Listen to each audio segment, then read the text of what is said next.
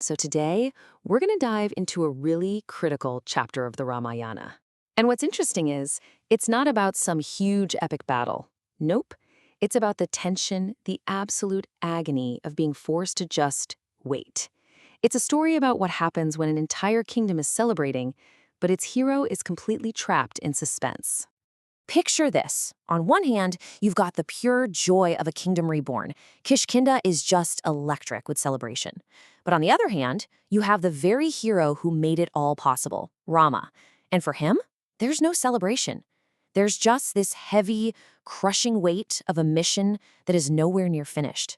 And that contrast, right there, is the heart of our story today. All right, so let's really set the scene. We are in Kishkindha, the kingdom of the Vanaras. And the dust from a really bitter civil war is finally starting to settle.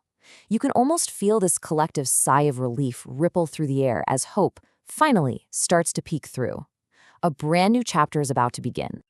I mean, you can practically hear the drums and the horns, right?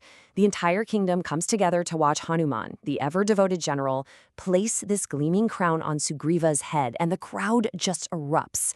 In that one single moment, a kingdom that was completely fractured is made whole again. But, a coronation isn't just about the party. It's way more than that. It's the foundation for a whole new political reality.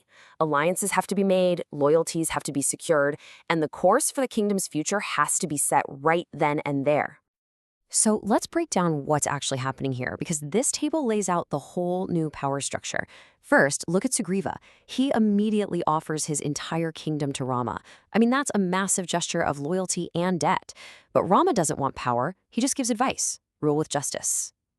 And then there's Angada. Now, this is crucial. He's the son of the king Rama just helped overthrow.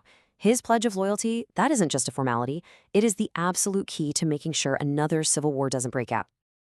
And this right here, this first move by Sugriva as king, is just brilliant. Instead of getting rid of his nephew Angada, who is a potential rival for the throne, he pulls him in close. He embraces him. Now, this isn't just about being a nice guy. It's a masterful political move. He completely diffuses a potential rebellion before it can even start and secures peace inside his own kingdom. Okay, so while all this public celebration's going on, the camera kind of pans away. It shifts to a quiet conversation happening away from all the noise and the crowds. This is that moment where the big public spectacle gives way to a very private and very relentless burden. And bam! There it is. Right in the middle of all this joy, Rama's words just cut through everything.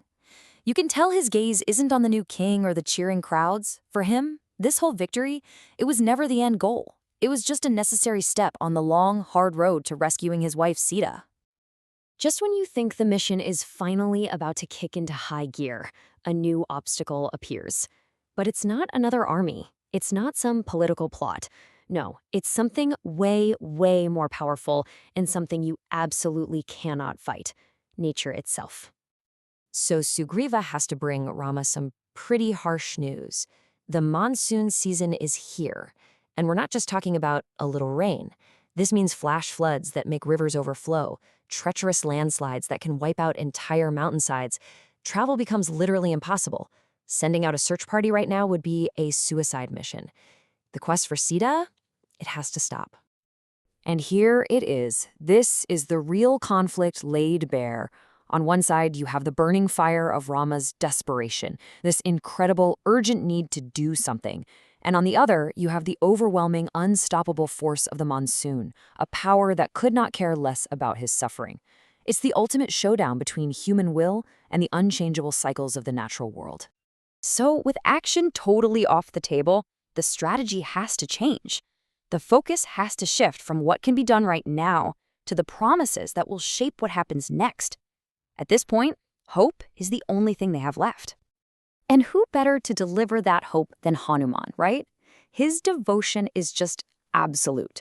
And with this simple, powerful promise, he lets Rama know that his cause has not been forgotten. It's a rock-solid guarantee that the second those rains stop, the full might of the Vanara kingdom will be unleashed. And so our story just pauses here. As the storm clouds roll in, Rama and Lakshmana find a quiet place to take shelter. They're not warriors in this moment. They're just two brothers watching the sky and patiently, agonizingly counting down the days until the search can finally begin. And that's really the question this whole story leaves us with, isn't it? The entire thing hinges on this tension between the desperate need to act and the absolute necessity of just waiting. It really makes you wonder, when your duty is so urgent, when every single instinct in your body is screaming at you to move forward, what is the true price of being forced to just stand still?